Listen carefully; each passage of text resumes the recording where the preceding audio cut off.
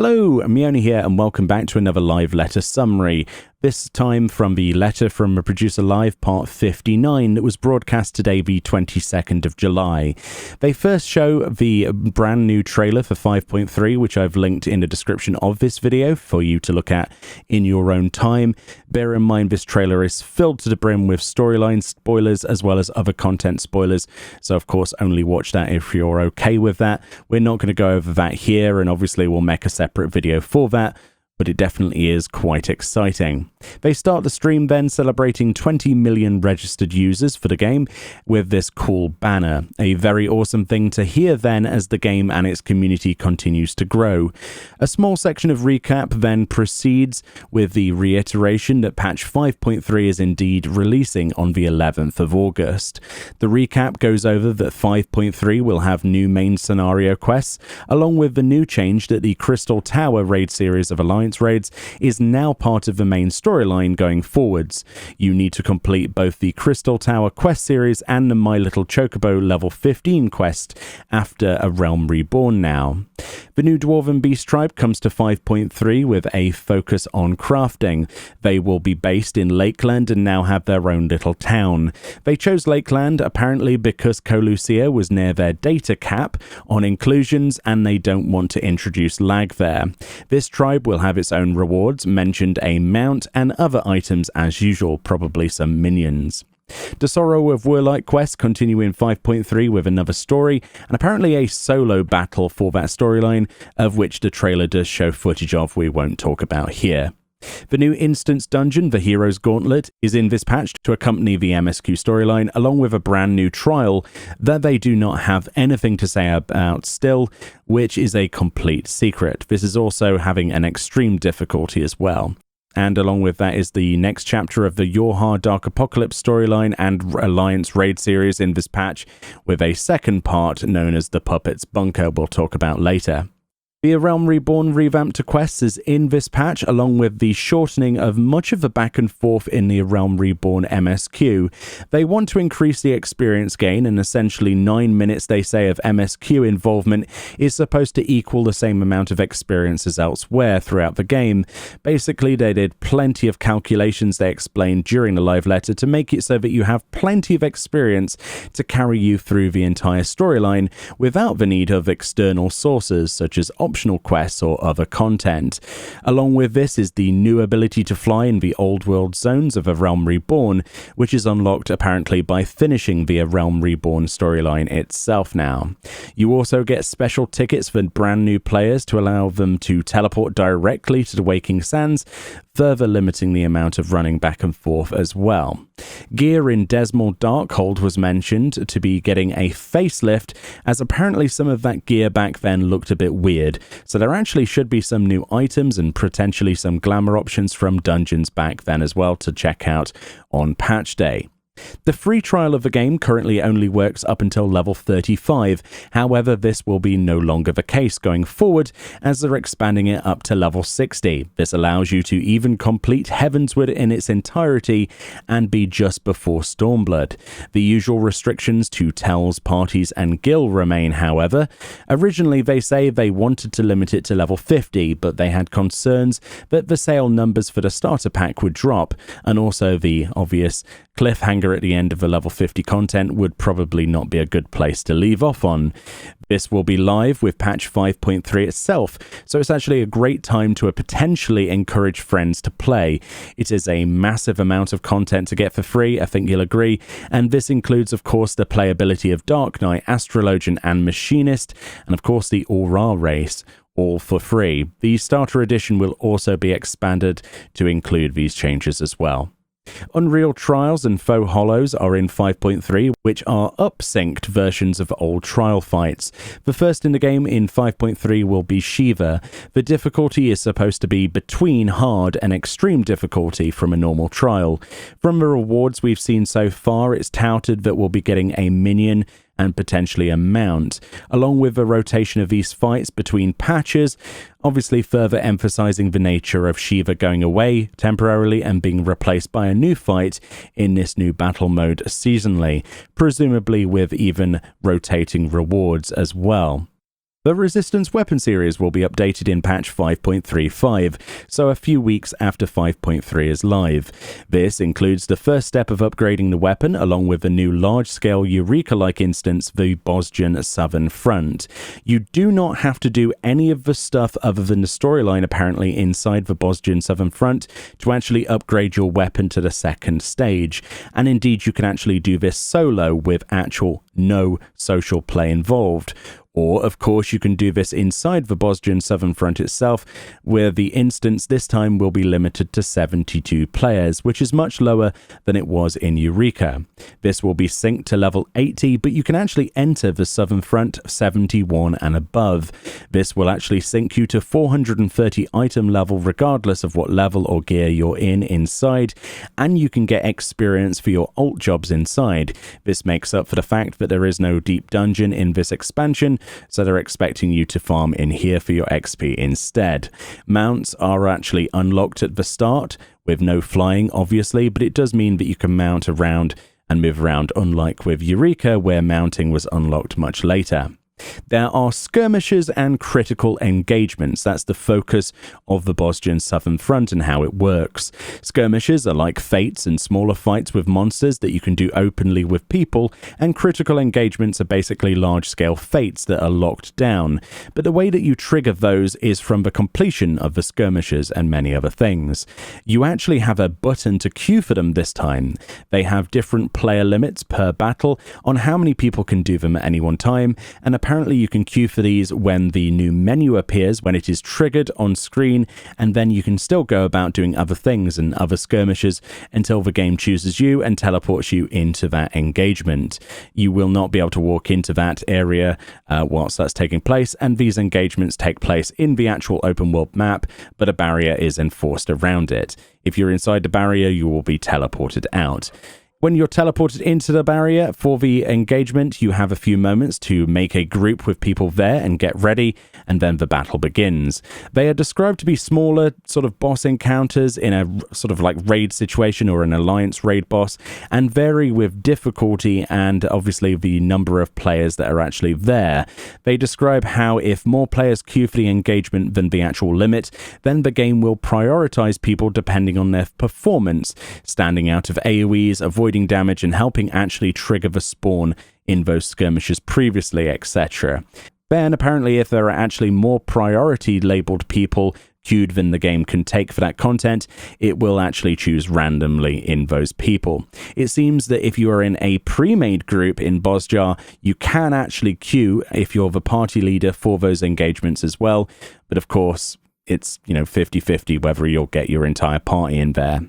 Occasionally there will be a 1 versus 1 against generals of the Empire after these skirmishes, which is basically a 1v1 with an NPC versus a player. That player is chosen based on their previous engagements. The player who avoided the most AoEs, put in the most effort basically, those people will be chosen, and they will actually have to use special actions as well as their own ability to avoid damage to survive and defeat the enemy, whilst players outside of a ring can watch on and only cheer for that player.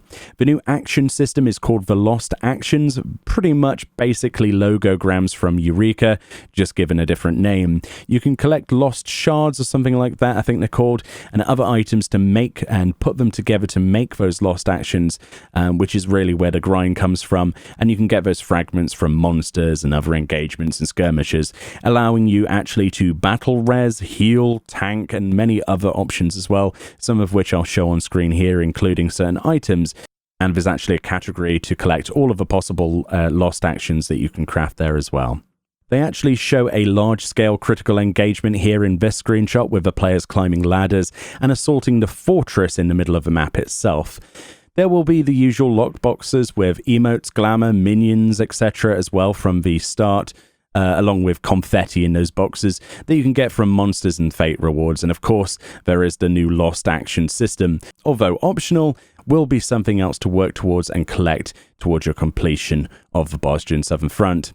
Aetherites will also be in the zone, in addition to mounts being usable from the start, so you can also teleport across the entire instance to another part of the map when you unlock those sections as well. I believe those Aetherites are locked behind ranks in here, which is a bit like the independent leveling system from before, but instead it's like ranks in a military order, if that makes sense. Penalties inside the front upon death will actually be losing those ranks. Think of ranks again like that elemental level from Eureka. You increase this by raising your metal meter, which I'll show on screen on this slide, which basically you raise by taking part in those engagement and skirmishes until it caps out. You can overcap on metal, so you actually won't lose any of that extra experience towards your rankings, but you simply go to a NPC in town that's called Rank Up NPC to level up your rank, and then obviously you keep that overcapped amount as well, which is a nice quality of life thing and doesn't mean that you have to go immediately to level up. You can stay in your engagements if it's a multi-tiered process or you're grinding in the middle of that. And they also say here in 5.4, we're going to get a large-scale dungeon, much like Baldessian Arsenal as well. So that's something to look forward to for sure as well. Also in 5.3 is a series of job adjustments to both PvE and PvP. Apparently, whilst there will be much of the details actually in the patch notes, the biggest change they mention here will be coming to monks, who they are redesigning the greased lightning system apparently. This will be similar to what they did with Ninja in 5.1. Bard is also getting buffs, and the MP cost for astrologian abilities will also be lowered, but that's pretty much all we know so far. Along with 5.3 begins Season 16 of A Feast, and other PvP changes they do not document here will be in those patch notes as well. There are also Crafter and Gatherer updates in 5.3. A new custom deliveries client will be in for all of your turn-in needs, along with Trial Synthesis, which is a feature where you can test crafts without actually making them. You can do this from level 15 and above.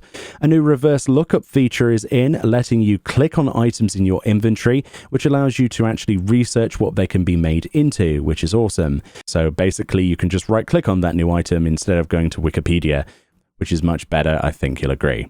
Items requested as collectibles for those turn-ins will no longer be random as well. I believe that chooses the highest tiered collectible of the highest rank that you've created in your inventory to those custom delivery clients, which is nice as well. There is also a calculation function.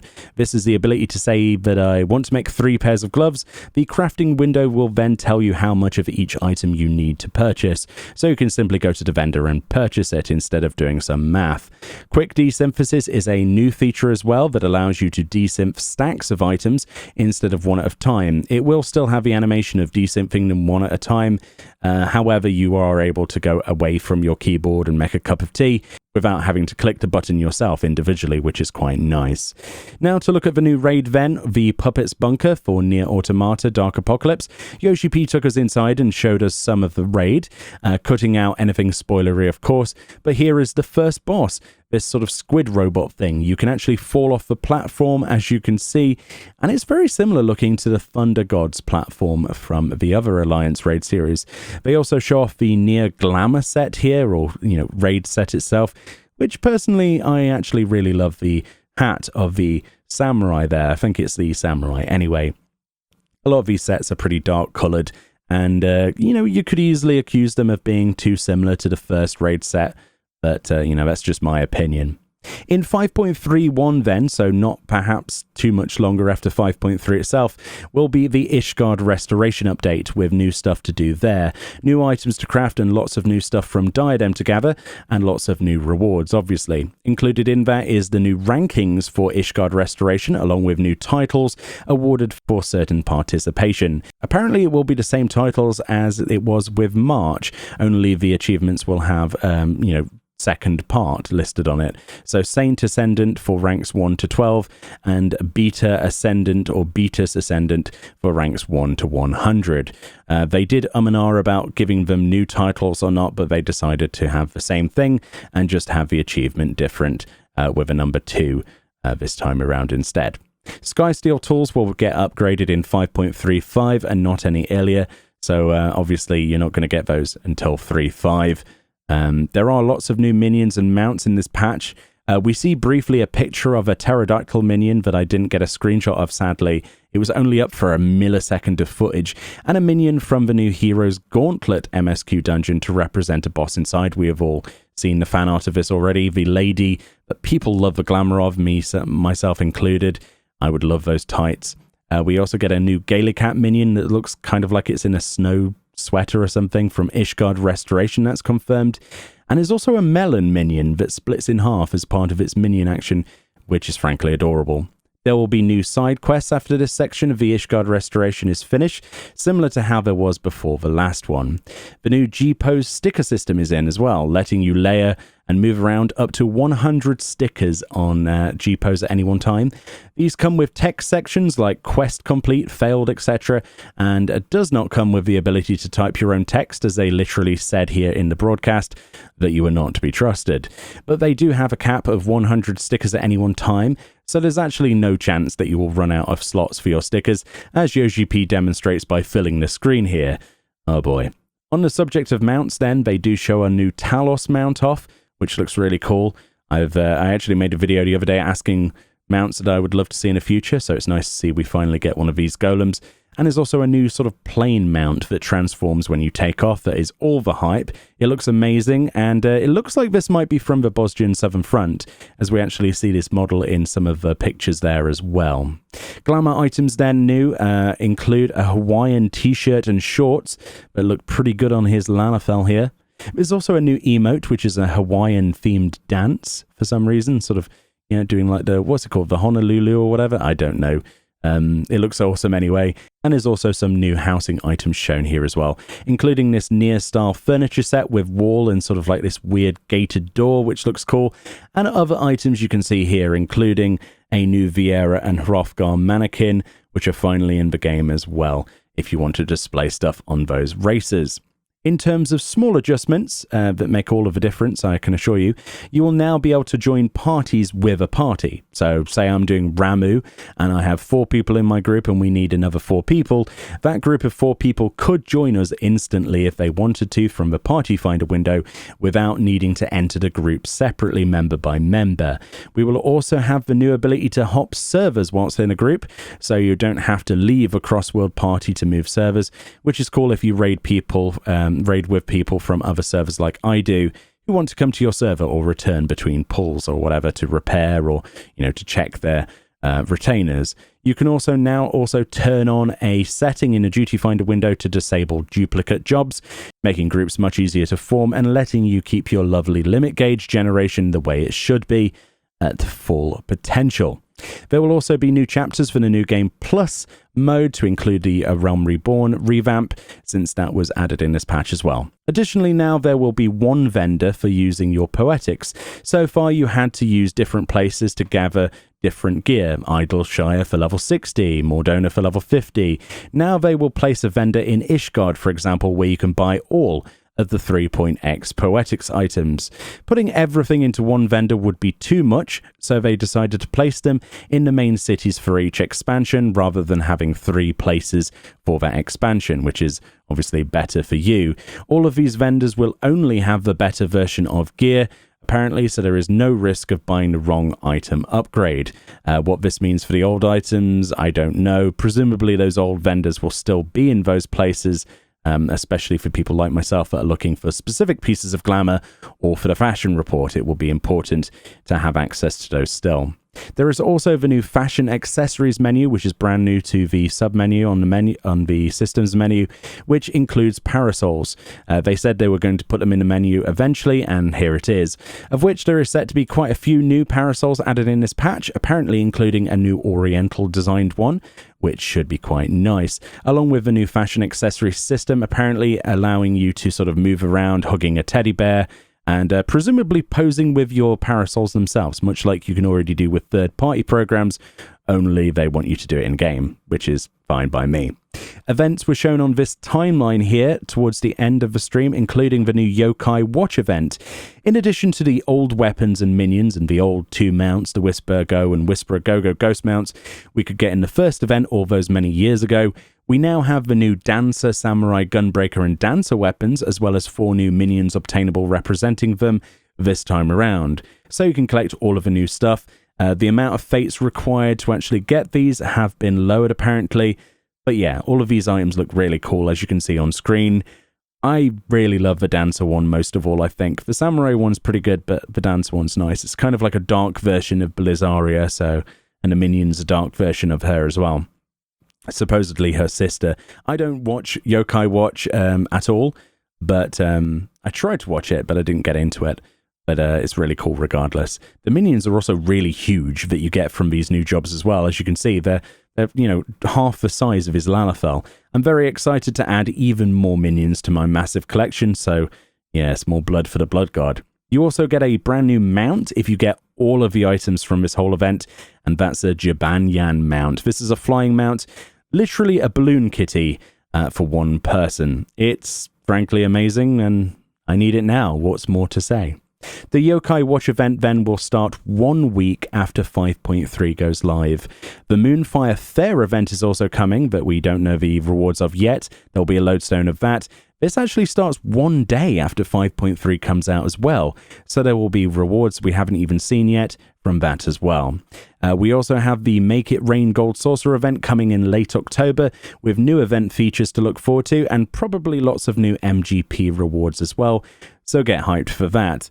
The Halloween event will also be sometime in October as well, so there's a lot planned for the future. And finally, unfortunately, Fan Festival North America and Japan are both confirmed to be cancelled.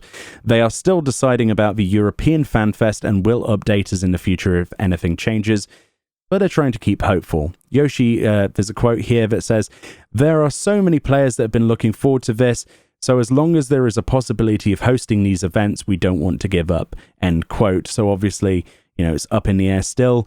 We're being led on along a little bit. Unfortunately, the Japanese one has been added to that cancellation list along with America, but never say never. We might get this stuff. The expansion is going to be delayed slightly anyway, so it gives them more time to arrange for these events as well. So lastly then, there's a cool new Omega statue that comes with an emote. I'm not sure what the emote actually does, but I've pre-ordered this one already. It looks absolutely amazing, honestly, and I just can't stop giving Square Enix my money. This will be my first statue I've purchased. I have a nice big desk now, so there's no excuses, and I'm looking forward to putting that. It's really huge, actually, as you can see from the pictures. It's not a small one at all. It's much bigger than Ultima for sure.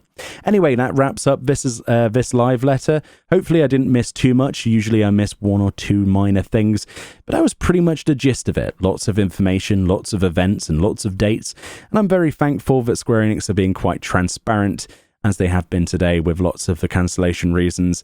The cancellation of FanFest Japan sucks, and we'll just have to wait and see what Europe looks like closer to February. Anyhow, thank you kindly for watching, and I'll see you all next time.